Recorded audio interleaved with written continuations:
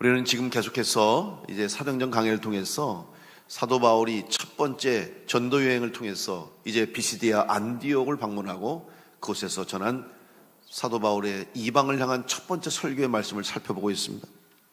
사도 바울은 이 설교를 통해서 바로 나사렛 예수가 구세주로서 하나님의 아들로서 구약 성경에 예언된 메시아라는 이 사실을 증거했습니다. 또한 그 예수를 믿는 모든 사람은 다 믿음으로 구원 얻는다는 복음을 선포했습니다. 복음이 선포되는 곳에는 말씀의 능력이 나타납니다. 바로 복음이 있는 곳에 또 하나님의 말씀이 선포된 곳에는 말씀의 역사가 일어나는 거예요. 성경은 분명하게 이 사실을 확실하게 기록하고 있습니다.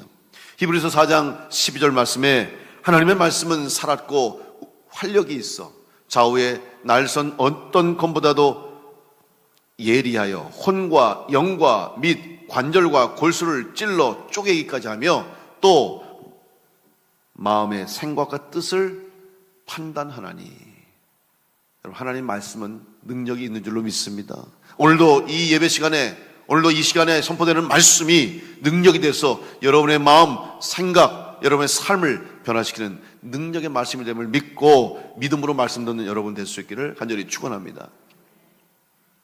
사도 바울의 설교를 들은 사람들은 이 말씀의 능력을 받고 복음을 받고 변화됐습니다. 놀라운 일이 일어났습니다.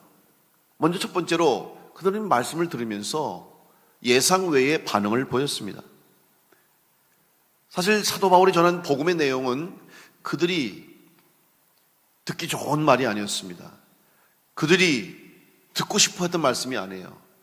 낯선 말씀일 수도 있고 이해할 수 없는 말씀이기도 했습니다. 더군다나 마지막에 우리 지난 시간에 살펴본 것처럼 사도 바울은 그들에게 마지막 설교할 때 오히려 경고의 말씀, 때로는 한편으로는 그들에게 하나님의 심판, 또 말씀을 깨닫지 못할 수도 있다고 하는 그런 말씀을 했음에도 불구하고 그들은 말씀을 듣고 은혜를 받았습니다. 그래서 말씀을 마치고 회당을 나가는 바울과 바나바를 쫓아가면서까지 더 말씀 듣기를 원했고 더 대화하기를 원하는 그런 일들이 일어나게 됐습니다. 그러면서 그들은 요청합니다. 바울과 바나바에게 다음 안식일에도 다시 와서 우리에게 이 말씀을 전해달라고 부탁을 했습니다. 이제 그 약속대로 다음 안식일이 돼서 또다시 그 회당에 가서 바울이 설교를 하게 됩니다. 그런데 얼마나 많은 사람들이 과연 모였을까요? 근데 오늘 말씀을 보니까 놀라운 일이 일어났습니다. 오늘 본문의 44절의 말씀을 보면 온 시민이 거의 다 하나님의 말씀을 듣고자 하여 모였다고 그랬습니다. 한번 상상을 해보면 좋겠어요. 여러분, 성경을 읽을 때는 최대한대로 그 성경 안에서 기록하고 있는 그 상황을 한번 머릿속에 한번 상상해 보시면 더 은혜가 돼요. 예수님이 치료하실 때 어떤 모습으로 어떤 환자가 어떻게 일어나서 치료됐을까? 또 주님이 행했던 기적들을 볼 때도 여러분 마음속으로 상상을 해보세요. 저는 이 말씀을 묵상하면서 이 말씀 한번 상상해 봤습니다. 자, 이제 한 주 뒤에 회당으로 갔습니다. 그런데 여러분, 회당에 모인 사람들이 몇 명이나 됐을까요? 성경에는 구체적인 인원은 기록하고 있지 않습니다. 그런데 일반적으로 생각해 보면 회당이라고 하는 공간은 각 지역마다 혹은 마을마다 모여서 하나님 말씀을 읽고 말씀을 가르치고 듣는 그러한 소규모의 공간입니다.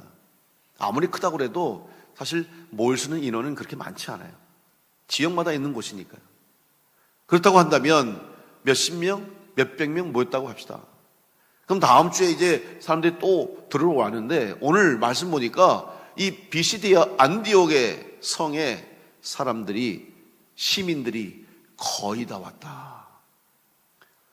놀라운 일이 아닙니까? 그러면 어떤 일이 일어났을까요? 그곳에 얼마나 많은 사람들이 그냥 인산인해를 이루고 난리가 난 것 같아요. 온 성이, 온 도시가 지금 사도 바울의 설교를 들으려고 사람들이 모여드는 거예요. 한번 생각해 볼까요? 한번 기분 좋은 상상을 해볼까요? 우리 교회에서 예배를 드리는데 자, 오늘 말씀을 전했어요. 여러분들이 은혜 받고 자, 다음 주에 더 은혜 말씀을 전해야 되니까 여러분 꼭 오십시오. 한 명씩 데리고 오십시오. 제가 이렇게 광고를 했어요. 근데 다음 주에 우리 충주 시민의 거의 다가 왔다. 여러분, 충주 시민이 몇 명입니까? 모르시는 분은 관심 좀 가지면 좋을 것 같아요. 예, 우리가 사는 땅이니까 21만 정도 보면 여러분 20만 치고 거의 다 왔대요. 그러면 애누리 10,000명 잘라내고 19만 명만 온다 그럽시다. 여러분 우리 교회 19만 명이 오면 어떻게 될까요? 아니 반만 와도 좋아. 반만 10만 명. 여러분 10만 명 모이는 집회 가봤어요? 예, 대형 집회 저기 서울 광화문 같은데 10만 명 모이면요 어마어마한 체육관 저기 스타디움 같은데 잠실 그리고 올림픽 경기장 수만 명 모이잖아요. 거기가 꽉 차도 10만 명이면 될까 말까. 그렇게 많은 사람들이 모여든다고 생각해 보세요. 지금 이 회당이 난리가 난 겁니다. 지금 사도 바울의 설교를 들으려고. 저는 바라기는 우리 교회가 우리 충주에 수많은 영혼들, 아직도 교회 나오지 않는 영혼들 너무 많잖아요. 지금 기독교율이 우리 충주시가 5%? 5%도 안 되는 것 같아요. 10%도 안 돼요. 10%는커녕 여러분 얼마나 많은 사람들이 안 믿고 있잖아요. 우리 교회가 하나님 축복하셔서 여러분을 통해서 복음이 전함으로 말미암아 많은 영혼들이 구원받고 하나님께로 나와서 이 자리가 차고 넘치고 인산인해가 되게 하시기를 간절히 축복합니다. 그렇게 될 줄로 믿습니다. 여러분 그렇게 하십시오. 내년은 그래서 제가 열심히 전도하려고 그래요. 복음을 전하고 아직도 해야 할 일이 많은데 사실 안 된다고 못한다고 할 수 없다고 생각하니까 아예 시도조차 안 하는 것 같아요. 오늘 이 비스디아 안디옥에 지금 놀라운 일이 일어났습니다. 작은 회당에 지금 사도 바울의 설교를 드리려고 사람들이 모여드는데 얼마나 많이 모였는지. 도대체 어떻게 이런 일이 일어날 수 있을까요? 성경은 기록하고 있지 않아요. 이유를 모르겠어요. 근데 우리가 생각해보면 이유는 단 하나밖에 없어요. 지난주 한 주 전에 사도 바울이 마지막으로 그들에게 권면한 말씀이 무엇입니까? 여러분 항상 하나님의 은혜 안에 거하십시오. 이 부탁한 거예요. 마지막으로 그들을 떠나면서 바울과 바나바가 부탁한 말씀은 여러분 항상 하나님의 은혜 안에 살아가십시오. 이 말씀밖에 한 거 없어요. 그럼 한 주간 동안 과연 어떤 일이 일어났을까? 분명히 그들이 은혜를 받고 사도 바울의 전한 복음을 듣고 그들이 기뻤을 겁니다. 그리고 그전에는 몰랐던 진리를 깨달은 거예요. 율법으로만, 유대인들은 율법으로만 의로워질 수 있고 율법으로만 구원받을 수 있다고 생각했는데 아니 이제 율법이 아닌 예수를 통해서 예수의 십자가의 대속의 은혜로 의로워질 수 있고 구원받는다. 사실 율법을 아무리 지킨다고 해도 완전하게 지킬 수가 없어요. 그렇기 때문에 율법을 지키면서도 유대인 마음속에는 완전할 수 없다는 그런 스스로의 자책감과 율법으로는 구원을 얻을 수 없다고 하는 그런 실망감이 늘 속에 있었어요. 그런데 예수로 말미암아 율법 외에 율법으로는 안 된다는 그런 말씀을 듣고 복음을 얻었습니다. 이방인들은 아예 율법조차 지킬 수 없는, 율법으로는 부정한 자여 구원받을 수 없는 그런 사람이었음에도 불구하고 율법이 아닌 예수 그리스도로 말미암아 구원받을 수 있다는 이 복음을 듣고 얼마나 흥분했습니까? 얼마나 기뻤겠습니까? 사람들이 가는 곳마다 이 복음을 전합니다. 이 들은 진리를 깨닫고 사람들에게 알립니다. 너무나 기뻐서 너무나 감격해서 만나는 사람마다 가족들에게, 친구들에게, 이웃들에게 복음을 전하기 시작하면서 다음 주 회당에 다시 사도 바울이 복음을 전하니 꼭 가서 들읍시다. 아마 이런 놀라운 은혜 가운데 살아가는 한 주간 동안 그들의 생각 속에는 예수님으로 가득 찼고 그들의 마음 속에는 예수님의 복음 전한 복음으로 가득 찼기 때문에 이 복음을 들은 사람들이 몰려들게 된 것입니다. 여러분도 경험하지 않습니까? 우리도 어떤 일을 보았을 때, 특별히 어떤 뉴스나 혹은 어떤 기쁜 소식을 들었을 때 어때요? 전하고 싶잖아요. 아직 이 소식을 들리지 못한 내 가족들이 있다면, 아직도 이 소식을, 기쁜 소식을 알지 못하고 있는 친구들이 있다면 얼른 전해주고 싶잖아요. 이게 우리의 본능 아닙니까? 본성이잖아요. 가끔 가다가 우리 영화가, 한국 영화가 잘 만들어진 영화, 사람들에게 인기를 끄는 영화가 나오면 흔히 세상 말로 대박을 치면 1,000만 명이 보는 영화가 된다고 그래요. 1,000만 영화. 여러분 1,000만 명이 보려면요 사실 웬만한 성인들은 다 본다고 생각하시면 돼요. 왜냐하면 영화를 볼 수 있는 연령대가 아이들 다 빼고 또 미성년자 못 보는 것을 빼고 어르신들 빼고 나면 영화를 볼 수 있는 연령대가 1,000만이 본다고 한다면 여러분 어마어마한 사람들이 보는 거예요. 근데 어떻게 10,000명이라는 사람이 그 영화를 봤을까요? 아마 처음 보고 온 사람들이 야, 그 영화 너무 재밌어. 그 영화 너무 감동적이야. 그러면서 좋은 평가를 합니다. 좋은 평점을 주고 소문을 내는 거예요. 그러면 그 소문을 듣고 영화를 본 사람이 정말 재밌어. 너무 좋아. 그러니까 소문이 나는 거예요. 기사가 나고 뉴스가 나니까 사람들이 평상시에 영화는 관심도 없던 사람이 한번 나도 가서 볼까? 한번 나도 보고 싶은데? 이러면서 영화를 보는 거예요. 또 한 번 본 사람은 또 보고 싶어서 2번도 보고 이렇게 되면서 10,000만이라고 하는 많은 숫자의 사람들이 영화를 보게 된다는 사실이죠.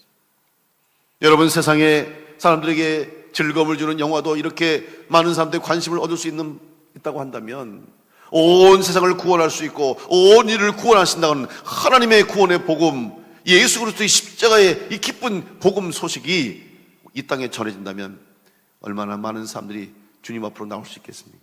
문제는 우리가 그 은혜 받은 자로서 이 복음을 온전히 전하지 못하고 또 우리의 삶을 복음을 받은 자로서 구원받은 성도로서 온전히 살 수 없기 때문에, 살지 못하기 때문에 이 복음이 전해지지 못하고 온전히 전달되지 못하고 결국 그들도 그 은혜를 누릴 수 없기 때문에 지금 교회로 오는 사람들이 많지 않은 겁니다.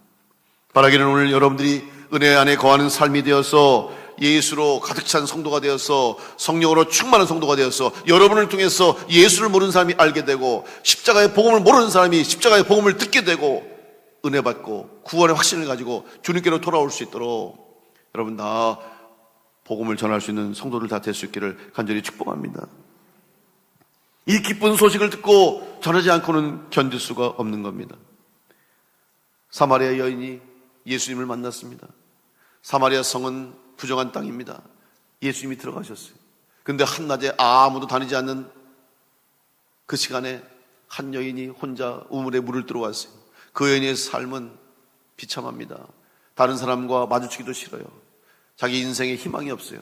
그런데 예수님 만났습니다.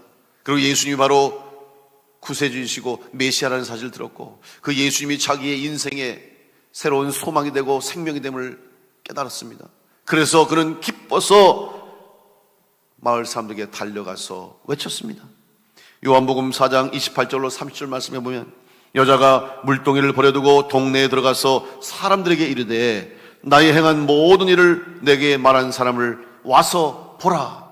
이는 그리스도가 아니냐 하니 그들이 동네에서 나와 예수께로 오더라.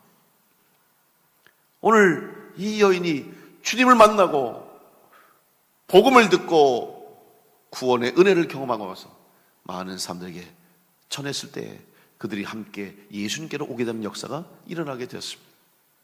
사도행전 4장에 보면 베드로와 요한이 예수 그리스도의 부활을 증거하며 복음을 전거했습니다.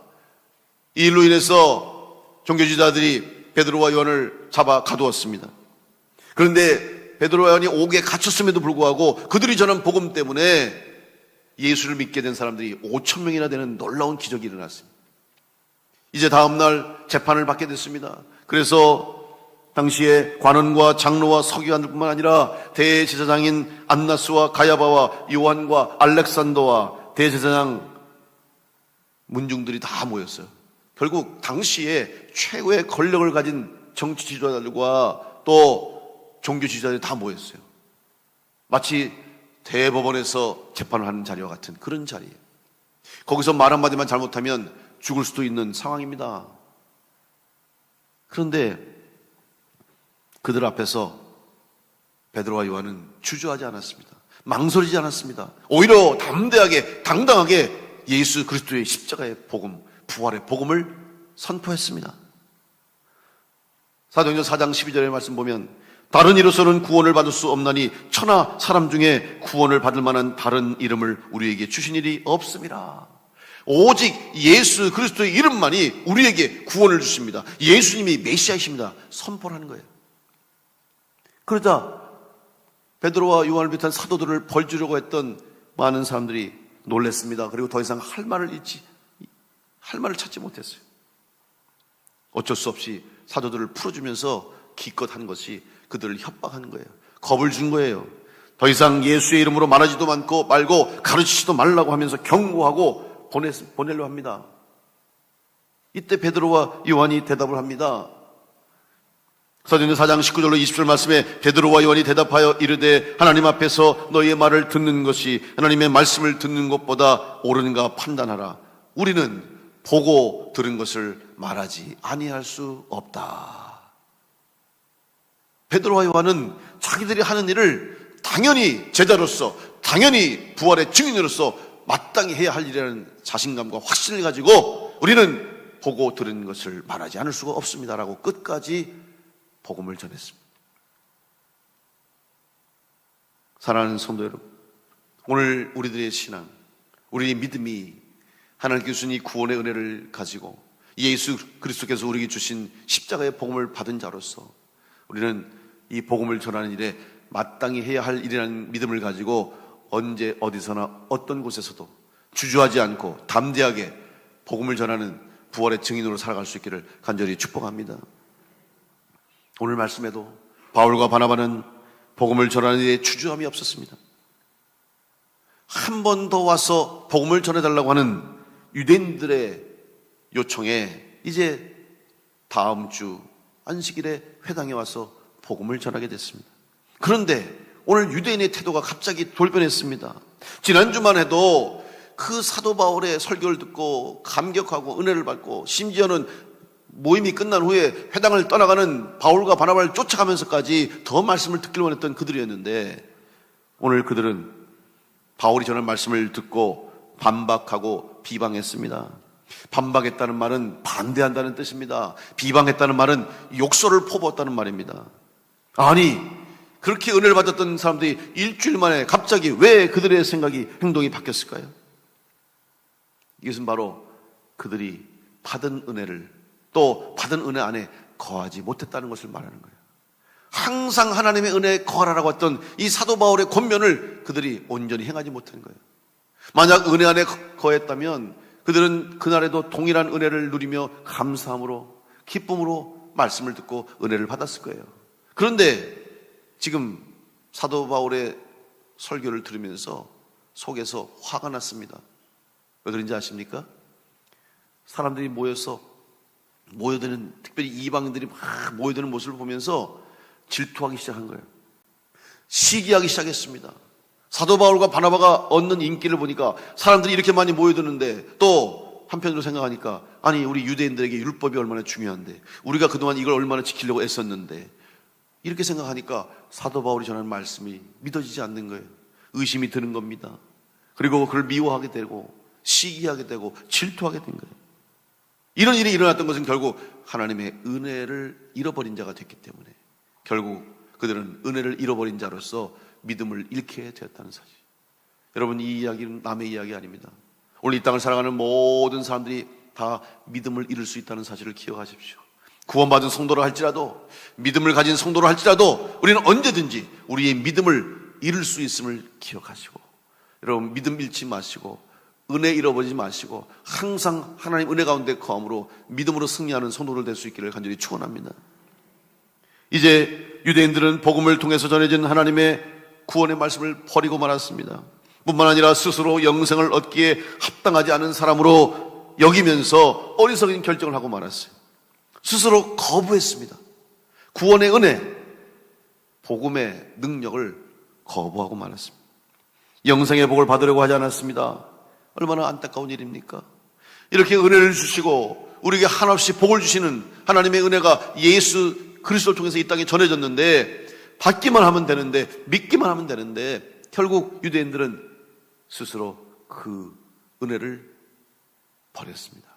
포기했습니다. 마땅히 해야 할 일을 하지 않고 포기하고 반대하고 거부하는 성도가 되지 않기를 간절히 바랍니다. 하나님이 우리에게 부탁하신 일들이 많이 있습니다. 여러분, 그 일을 우리는 귀히 여겨야 됩니다. 해마다 연말이 되면 교회가 가장 바쁜 때이기도 합니다. 한 해를 결산해야 되고, 새로운 한 해를 계획해야 되고, 새로운 임원을 세워야 되고, 또 속회를 정비하고 조직하고 새로운 속회 리더를 세우고, 선교회를 다시 또한 돌아보면서 선교회 임원들을 새로 선출하고, 이러면서 또 새해를 준비하는데, 그러면 연말만 되면 성도님들이 목사님, 내년에는 제가 더 열심히 섬기겠습니다. 내년에는 제가 회장으로 섬기겠습니다. 내년에는 제가 속회 리더가 되겠습니다. 내년에 더 열심히 주의를 위해 힘쓰겠습니다 라고 하면 참 좋을 텐데, 그런 사람들은 눈 씻고 쳐다보기가 어려워요. 그래서 저나 우리 목사님들이, 권사님 내년에는 꼭 속회라도 해주시죠, 내년에 꼭 선교 회장으로 섬겨주시고 임원을 해주세요. 펄쩍펄쩍 뛰어요. 못합니다. 이래서 못되고 저래서 못되고, 어떤 분은 뭐 죽어도 못한데, 왜 죽어? 죽기는 살아야지. 그게 그 정도로 못할 일입니까? 그래서 아주 연말말 되면 그냥 우리 목사님들이 너무 힘들어요. 여러분, 제가 여러분이 부탁하는 일이 아닙니다.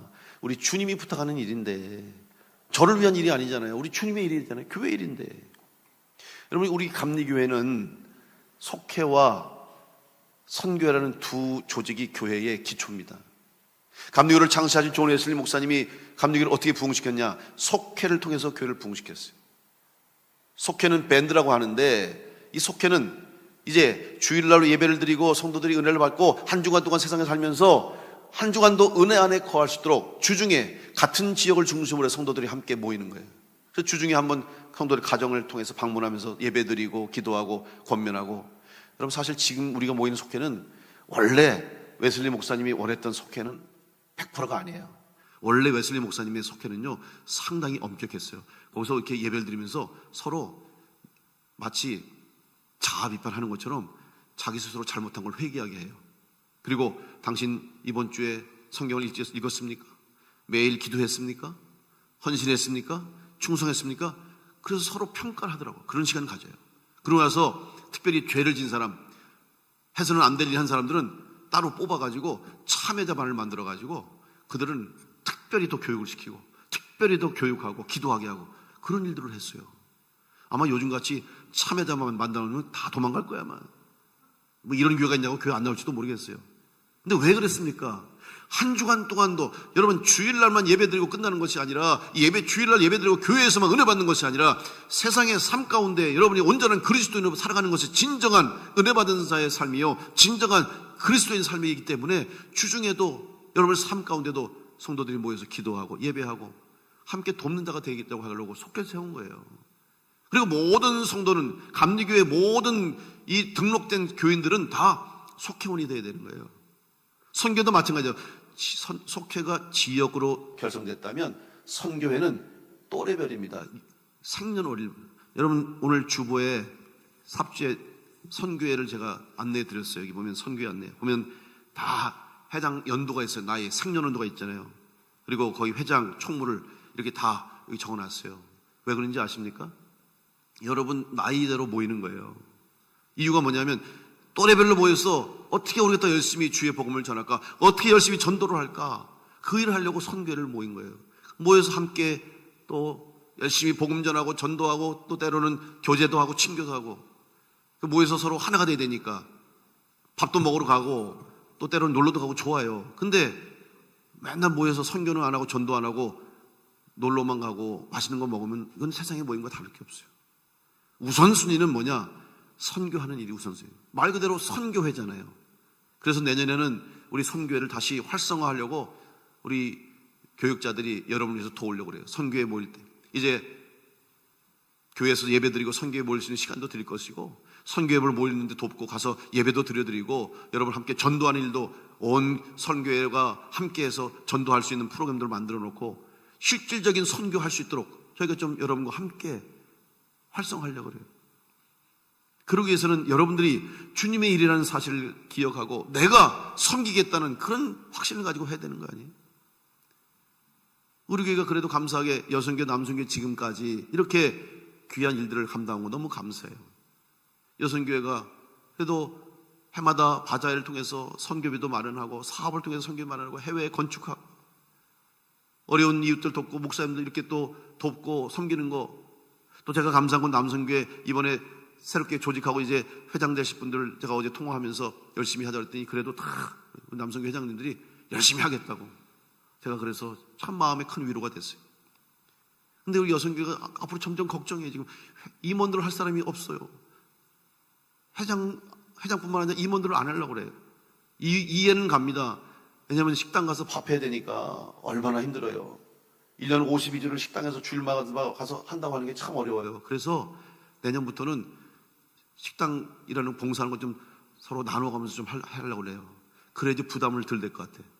그래야 임원도 하고 회장도 하고 그러지, 무조건 여성계 회장 그러면 식당 가서 밥하는 사람, 이런 인식이 되면 안 될 것 같아요. 식당 봉사도 중요하지만 더 중요한 거는 식당 봉사뿐만 아니라 복음을 전하는 일이고 선교하는 일 아니겠습니까? 여러분, 이 일은 주님이 부탁하신 일이에요. 사람의 일이 아닙니다. 저를 돕는 일이 아니에요. 물론 제 목회를 돕는 거지만 제 목회는 제 일이 아닙니다. 내 개인적인 일이 아닙니다. 하나님의 일이고 주님의 일이잖아요. 교회 일도 마찬가지고. 여러분, 그런 의식을 가지고 이 주님의 일에 힘써주시는 여러분 될 수 있길 간절히 축복합니다. 속회와 선교회가 살아있어야 그 교회가 살아있는 교회가 될 것 같아요. 그래서 지금 코로나 이후에 이 침체된 분위기 속에서 다시 모이기를 힘쓰고 다시 본연의 목적을 가지고 선교하고 전도하고 봉사하고 충성하는 살아있는 교회가 될 수 있도록 여러분 각자에게 맡겨진 귀한 사명을 기쁨으로 감당하는 우리 교회가 될 수 있기를 간절히 축복합니다. 그래서 여러분의 이름을 다 속회와 선교에 넣는 이유가 있어요. 왜냐하면 감리교회 모든 성도는 기본적으로 다 의무적으로 속도원이 돼야 되고 선교회원이 돼야 되는 거예요. 여러분, 선택이 아닙니다. 필수입니다. 그래서 여러분이 이름이 빠지면 여러분이 우리 교회 교적에서 빠진 것과 똑같아요. 그래서 속회에도 사실 어떤 분들은 주일날 한 번 오기도 하고 또 어떤 분은 1년에 한 2번 와요. 그러면 그런 분을 그렇다고 뺄 수가 없어요. 그러면 우리 교회 소속이 되니까. 그러면 그분을 속해 넣어야 돼요. 그런데 일반 속해 넣으면 모이지도 않고 하니까 따로 오래 결석하신 분들, 제대로 나오지 못하는 분들은 따로 속회를 만드는 이유가 그분들의 이름을 빼면 안 되기 때문에 넣는 거예요. 선교도 마찬가지예요. 근데 어떤 분들은 그래요. 목사님, 저 속해서 이름 빼주세요. 저 선교 이름 빼주세요. 그건 무슨 말인지 아십니까? 나 호적에서 빼달라는 거예요. 여러분 생명책에서 이름 뺄 겁니까? 우리 교회 교인인데 우리 교회 교적이 있어야 되는데 왜 속회에서 선교에서 이름을 빼면 안 됩니다. 참석 못하더라도 기도해 주시고 선교회는 회비라도 내면서 내가 열심히 참석하겠다고 그런 마음 가지고 합력할 때 우리 교회가 다시 주님이 기뻐하시는 교회로 다시 쓰임받게 될 줄로 믿습니다. 일하는 사람만 일하지 말고 저는 좋은 교회는 더 많은 성도들이 함께 일하는 교회가 좋은 교회가 될 줄로 믿습니다. 저는 우리 교회가 그런 교회가 되기를 간절히 축복합니다. 여러분, 한번 곰곰이 생각해 보십시오. 기도해 보십시오. 정말 주님이 원하는 일이 무엇인지, 주님이 기대하는 일이 무엇인지를 여러분 알고 계실 거예요. 몰라서 못하는 게 아닐 겁니다. 사람의 일로 여기지 마시고 하나님의 일로 여기고 기쁨으로 순종하는 여러분 될 수 있기를 간절히 축복합니다. 오늘 바울이 어떠한 형편과 처지에서도 하나님 말씀을 전하는 일을 마땅하고 당연하게 여겼기 때문에 그들을 통해서 하나님의 말씀이 선포될 때 역사가, 능력이 일어나게 됐습니다. 유대인들은 복음을 듣고 은혜를 받았음에도 불구하고 다 쏟아부으려고 많았습니다. 그 이유는 바울과 바나바가 전한 복음을 듣기 위한 사람들을 보면서 그들의 마음속에 은혜가 떠난 거예요. 유대인들은 바울과 바나바의 말씀을 하나님의 말씀으로 듣지 않았습니다. 그저 사람의 말로 들었던 것 같아요. 바울의 설교를 하나님이 전한 말씀으로 듣지 않고 바울이 하는 설교처럼 마치 웅변처럼 들었던 거예요. 바라기는 주의 전에 선포되는 이 말씀, 강단에서 선포되는 말씀은 여러분 다 사람의 말이 아니라 하나님의 말씀으로 들을 때, 믿을 때 여러분 가운데 말씀의 능력이, 역사와 기적이 나타나게 될 줄로 믿습니다. 말씀을 사람의 말로 들으면 안 돼요. 어떤 분은 교회에 오셔서 믿음이 없는 분들이 그래요. 가끔 가다가 예를 들면 선거철이 되면 교회에 이렇게 선거하는 분들이 와요. 그분들은 교회를 안 다녀요. 믿지도 않아요. 그런데 어쩔 수 없이 오는 분이 있잖아요. 근데 그런 분들이 이제 예배를 드리고 설교를 듣고 나가면서 저한테 인사합니다. 목사님 좋은 말씀 감사합니다. 이렇게 얘기해요. 오늘 목사님 말씀 잘 들었습니다. 저는 알죠. 그 사람이 은혜 받은 게 아니라는 걸. 그냥 인사한 거예요. 그게 좋은 말씀. 근데 여러분 좋은 말씀 들으려면 교회 오지 말고 저기 강연장 가면 좋은 강의하는 사람 많아요. 여러분 설교는 강의가 아닙니다. 설교는 여러분이 교양을 전해준 것이 아니고 지식을 전해준 것이 아니잖아요. 그런 사람들이 얼마나 많은지 몰라요. 텔레비전 요즘 보니까 좋은 강의하는 사람 너무 많더라고요. 강사들이 유명 강사가 있는데 얼마나 잘하는지 저도 보면 그냥 혹 빠져들어. 그냥 눈물 콧물 다 빼고 웃기기도 하고 울리기도 하고 얼마나 잘했는지. 근데 저는 보면서 야, 저 사람은 저렇게 사람들을 울리고 웃기고 잘하는데 왜 나는 설교하면 사람들이 반응이 없을까?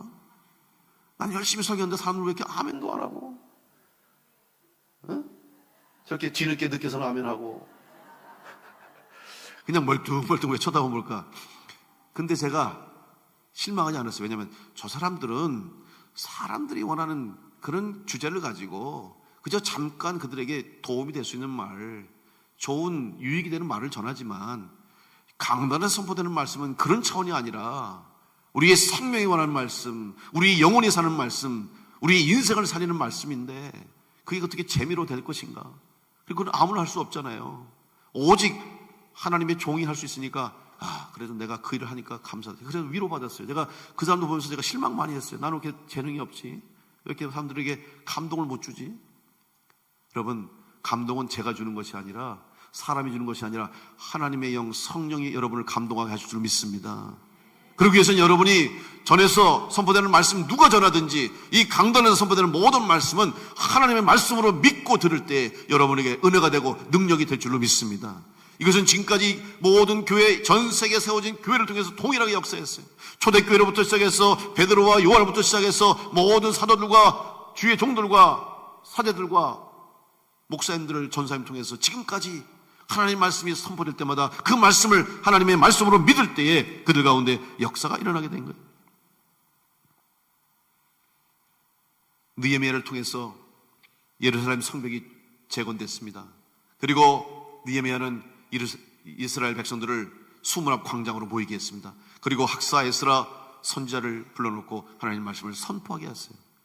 이것은 무슨 의미냐면 예루살렘 성벽을 재건한 것은 오직 하나님의 은혜입니다라는 고백하는 신앙 고백이죠. 그래서 에스라가 모든 이스라엘 백성 앞에서 하나님 말씀을 읽습니다. 느헤미야 8장 5절로 6절에 보면 에스라가 모든 백성 위에 서서 그들 목전에 책을 펴니 책을 펼 때에 모든 백성이 일어서니라. 에스라가 위대하신 하나님 여호와를 송축하며 모든 백성이 손을 들고 아멘 아멘하고 응답하고 몸을 굽혀 얼굴을 땅에 대고 여호와께 경배하니라. 하나님의 말씀을 듣는 이스라엘 백성들의 모습을 상상해 보세요. 지금 에스라가 여호와의 말씀을 성경책을 펴서 읽으니까 어떻게 했어요? 모든 백성 다 일어났어요. 여러분, 일어났다는 것은 뭐예요? 하나님 말씀의 경외함을 표현하는 거죠. 하나님 말씀을 두려운 마음으로 듣겠다는 겁니다. 순종하겠다는 자세예요. 그리고 말씀이 선포될 때마다 아멘, 아멘으로 응답했어요. 여러분, 제가 왜 여러분이 맨날 아멘 하라고 하는지 아십니까? 나 기분적으로 하는 말이 아닙니다. 나를 응원해달라는 말이 아니에요. 여러분이 믿음대로 고백하라는 말이고, 여러분이 그 말씀의 능력을 의지해서 하나님 앞에 응답하라는 말이에요. 그래도 아멘 안 하죠. 저는 그래도 알아요. 충청도 사람이 여러분 속으로는 아멘 한다고 하는 건 아니에요. 근데 여러분 속으로만 아멘 하지 말고 입을 열어 아멘 하시길 바랍니다. 그러면 하나님 말씀이 더 강하게 역사하는 거예요. 일어나는. 그래서 내가 고민 중에 내년에 한번 우리 성경 말씀 읽을 때 다 일어나서 읽을까? 괜찮지 않아요? 영 다리가 떨리시는 아프시는 분들은 괜찮고, 그래도 건강한 분들은 일어나서 하나님 말씀을 한번 읽고, 어떤 교회는요 매주마다 말씀 성경하기 전에 성도들이 다 성경책을 들고 일어나가지고 같이 고백을 하더라고요. 하나님의 말씀은 살아있는 말씀이고 나는 이 말씀을 하나님의 말씀을 믿고 오늘 이 말씀 듣고 은혜 받고 말씀대로 살아가겠습니다. 이렇게 문장을 만들어 놓고 매주 똑같이 하더라고요. 제가 한번 기도하고 고민해 보겠습니다. 좋을 것 같지 않으세요? 왜냐하면 우리 신앙을 고백하는 거예요. 여러분, 예배는 받는 것으로 끝나는 게 아니라 받은 은혜를 고백하는 것이 예배인 줄로 믿습니다. 신앙생활은 은혜 받는 것으로 끝나는 것이 아니라 받은 은혜를 가지고 하나님 앞에 표현하는 거예요. 그게 예배이고 그게 찬송이고 그게 기도고 그게 봉사고 그게 충성이에요. 여러분은 왜 교회 와서 예배하고 왜 봉사하고 왜 섬기고 왜 헌신합니까? 왜 식당에서 일하세요? 왜 교회 청소하시고 왜 나가서 전도합니까? 받은 은혜를 감사하면서 하나님 앞에 고백하는 거죠. 오늘 사도 바울과 바나바의 말씀을 듣고 그들이 마음이 뜨거워져서 그들이 사도의 말씀을 듣기 위해서 모였던 것처럼 오늘 여러분 은혜 받기 위해서 열심히 모이시고 받은 은혜를 나눌 때에 하나님 우리 교회를 통해서 이 땅에 구원의 역사를 강하게 이뤄가실 줄로 믿습니다. 그런 교회가 주님이 원하시는 교회인 줄로 믿습니다. 우리 교회가 그런 교회가 되기를 간절히 축복합니다. 여러분, 말씀을 들은 것으로 그치지 마십시오. 그리고 말씀을 들은 것을 가지고, 받은 은혜를 가지고 주의 복음을 전하는 것이, 선교하는 것이, 전도하는 것이, 봉사하고 충성하고 섬기는 것이 마땅히 당연히 해야 할 그리스도인이요 주님의 제자로서의 사명임을 깨닫고 주님이 필요한 곳에서, 주님이 원하시는 곳에서 기쁨으로 쓰임받는 여러분 다 될 수 있기를 간절히 축복합니다. 오늘 주님은 그걸 기대하고 계십니다. 여러분, 주님의 기대에 부응할 수 있도록 한 해를 마무리하면서 부족했던 것들, 온전히 못했던 것들 다시 회개하고, 이제 다가오는 새해에는 더 기쁨으로 주님이 원하시는 그 자리에, 주님이 바라시는 그 일에, 주님이 기대하시는 그 섬김에 바로 내가 있겠습니다. 그 일이 바로 내가 마땅히 당연히 해야 할 일임을 고백하고 믿음으로, 기쁨으로 충성해서 하나님 앞에 영광 돌리며 우리 교회가 부흥하는, 살아 역사하는, 여러분의 가정에는 축복의 역사가 넘치고 여러분의 개인에는 기도의 응답이 넘치고 간증이 넘치는 역사가 일어날 수 있기를 간절히 축원합니다.